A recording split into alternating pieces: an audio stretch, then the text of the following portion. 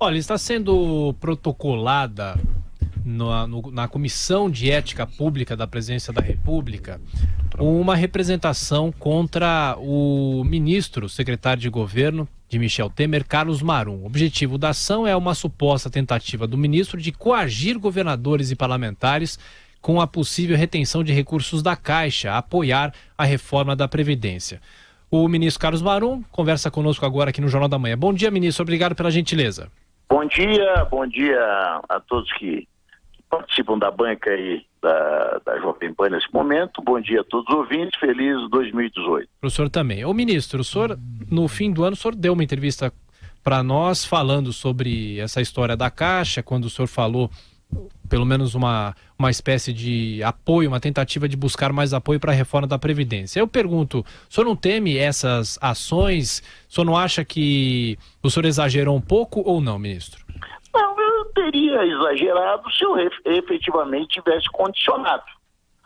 Não condicionei, mantenho a posição de que vou buscar o apoio de todos os agentes públicos, em especial aqueles que têm ações de governo em parceria com o governo federal, já que com esse nós temos um diálogo, a princípio pelo menos, e efetivamente eu considero essa atitude aí dessa entidade, Fococate, né?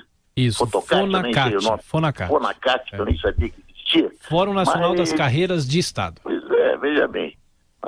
Para proteger privilégio não falta associação. Agora, para trabalhar pelo Brasil são poucos. Cuidar do umbigo, surge associação a todo momento. Mas tudo bem. Não sei se surge ou se é antiga, eu não conhecia. Fui presidente da comissão que presidiu a reforma da Previdência e não tive contato com essa entidade. Mas tudo bem. É um problema menor. A minha resposta vai ser uma frase, né? Não condicionei, certo? E tenho certeza que isso aí não faz parte, tenho toda a certeza que essa representação, ou seja, que for, não faz parte do rol de coisas que me preocupam. Denise. Ministra Denise, quem está falando, bom dia. Sim. Bom dia, Denise, como vai? Bem, ministro, eu não posso me preocupar por pouca coisa, que eu tenho coisa muito séria e muito grande para me preocupar. Agora, uma das coisas sérias que o senhor tem que se preocupar é em relação à quantidade de votos que se possa garantir para a votação da reforma. E as informações que nós temos é que ainda há uma diferença muito grande em relação aos 308 que são necessários para aprovação em fevereiro. Há alguma possibilidade de adiamento dessa data? Não há possibilidade. Agora sim você coloca uma coisa que me preocupa. Essa é uma situação que me preocupa. Eu sou uma pessoa transparente, não minto, e cheguei onde eu cheguei na política sem mentir, e realmente nós ainda não temos os votos necessários para a aprovação da Previdência, da reforma da Previdência, a necessária reforma da Previdência. Mas eu posso te afirmar, Denise, que eu estou sentindo um clima muito positivo. Eu entendo que a sociedade começa a se conscientizar da necessidade de tornarmos a nossa Previdência mais justa, mais igual, ou até menos desigual. Você veja bem, eu vou só trazer um exemplo. Agora lá no Rio Grande do Norte, um dos estados brasileiros que está quebrado, como estarão os outros se nós não aprovarmos a reforma da Previdência? Tem hora que eu vejo alguns governadores brasileiros, como se fosse o violinista do Titanic.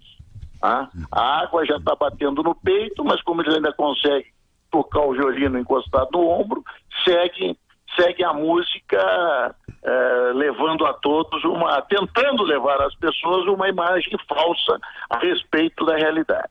Mas voltando, lá no Rio Grande do Norte, o diretor-geral da polícia, que decidiu apoiar o movimento paredista, se aposentou. Aí se aposentou com 47 anos, recebendo uma aposentadoria de 38 mil reais. Se isto não é privilégio, eu não sei o que é privilégio.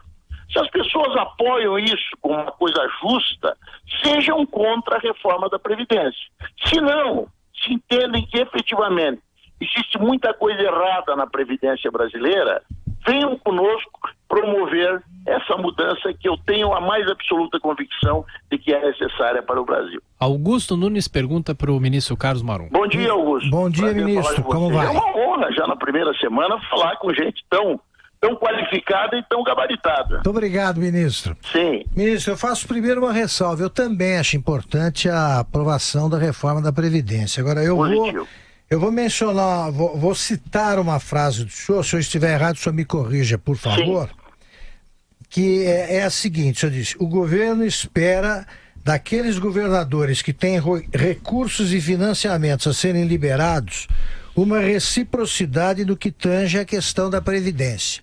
Isso não é condicionar a liberação de verbas ao apoio à Previdência? Não. A reforma? Veja bem, condicionar seria se eu dissesse: o governo só vai liberar financiamento para aqueles estados que efetivamente trouxerem votos para a reforma da Previdência. Isso seria um condicionamento. Mas não é isso que o senhor está dizendo? O Brasil espera uma reciprocidade? Esperamos. Vamos conversar, vamos pedir. Queremos que os agentes públicos brasileiros sejam responsáveis nesse momento. Esse é o nosso desejo. Eu estou aqui com essa missão, muito focado nessa missão, e efetivamente vou trabalhar para isso. Eu entendo que o governo se esforçar, ter foco, buscar, dialogar com todos os agentes públicos, tentando convencê-los da necessidade que o Brasil tem nesse momento de, repito, acabar com o privilégio de tornar sua previdência mais justa e dessa forma construir uma previdência menos custosa ao Brasil. Eu penso que isso não é uma chantagem. E por isso, até porque eu não sou chantagista, tá? Então por isso é que eu continuo conversando, estou aqui fazendo isso. Veja, muita gente nesse momento, nós estamos em recesso no parlamento, tal, não, eu estou aqui, nesse momento estou falando diretamente do meu gabinete, aqui em Brasília, e mantenho essa visão. E o diálogo na política é a base de tudo, a conversa é a base de tudo, certo? É a base de tudo, e nós vamos sim nos empenhar no sentido que a Previdência seja aprovada, conversando sim com esses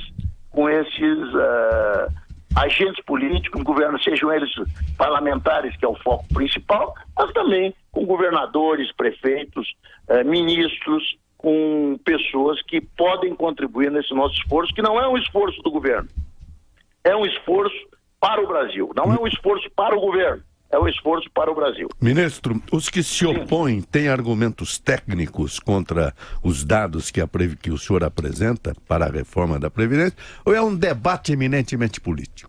Ninguém mais é contra a reforma com argumentos.